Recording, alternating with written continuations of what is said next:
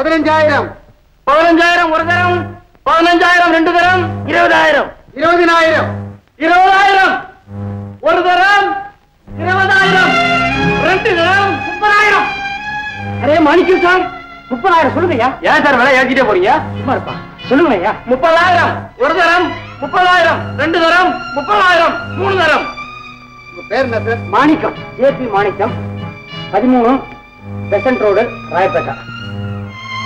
இந்தாங்க sir, deposit பணம் 10,000.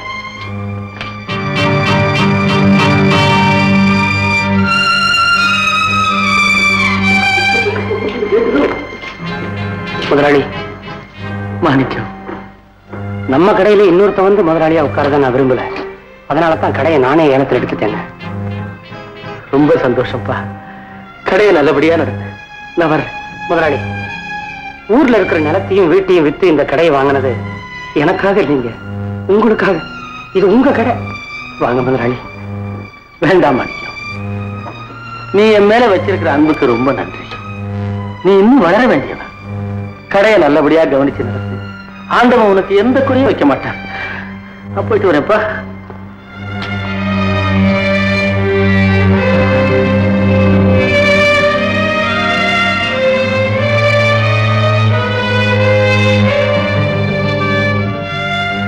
என்னங்க இது?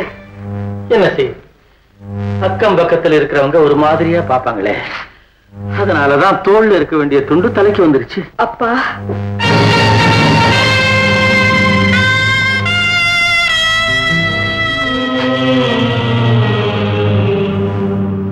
கமலா, அவரு போலீஸ்ல புடிச்சிட்டு போயிட்டாங்கப்பா. சத்தியமா நான் சொல்லலம்மா. உன் புருஷனை காப்பாத்தணும்னு தான் நான் நினைச்சேன். என்ன செய்யறது, உண்மை வெளி வந்துருச்சே. என் மேல ஒரு தப்பும் இல்லம்மா. தப்பு உங்க மேல இல்லப்பா, என் மேல. பெத்தவங்களா பார்த்து முடிவு செய்ய வேண்டிய காரியத்தை நானா ஓடி போய் தேடிக்கிட்ட பாருங்க. எனக்கு இந்த தண்டனை வேண்டியதுதான். அப்படி எல்லாம் சொல்லாதம்மா. குடும்பம்னு இருந்தா கஷ்டமும் நஷ்டமும் வரத்தான் செய்யும். அதை நம்ம தான் பொறுத்து போகணும். நீங்க இருக்கிற நிலைமையில நானும் உங்களுக்கு பாரமா வந்துட்டேனே. தலையில இருக்கிற சுமையா இருந்தா அதை யாரும் பாரமா நினைக்கலாம். ஆனா இது வயிற்றுல இருந்த சுமையாச்சே, இதை எந்த தாயும் பாரமா நினைக்க மாட்டா. அம்மா போமா உள்ள. லட்சுமி கூட்டிட்டு போ. என்னப்பா? டெலிபோன் டிபார்ட்மெண்ட்ல இருந்து வந்திருக்கேன். 3 மாசமா நீங்க பில்லும் கட்டல, போனு தேவையில்லைன்னு எழுதி கொடுத்துருக்கீங்க. அதனால போன் எடுத்துட்டு போறதுக்கு வந்திருக்கேன். சாரதா, உனக்கு ஒரு விஷயம் தெரியுமா? என்னங்க? நம்ம கடை ஏலத்துக்கு போயிடுச்சு. அந்த கண்கொள்ளா காட்சியை நான் வர்ற வழியில பாத்துக்கிட்டு தான் வந்தேன். அடுத்தடுத்த ஆண்டவன் நம்ம ஏன் தான் இப்படி சோதிக்கிறானோ?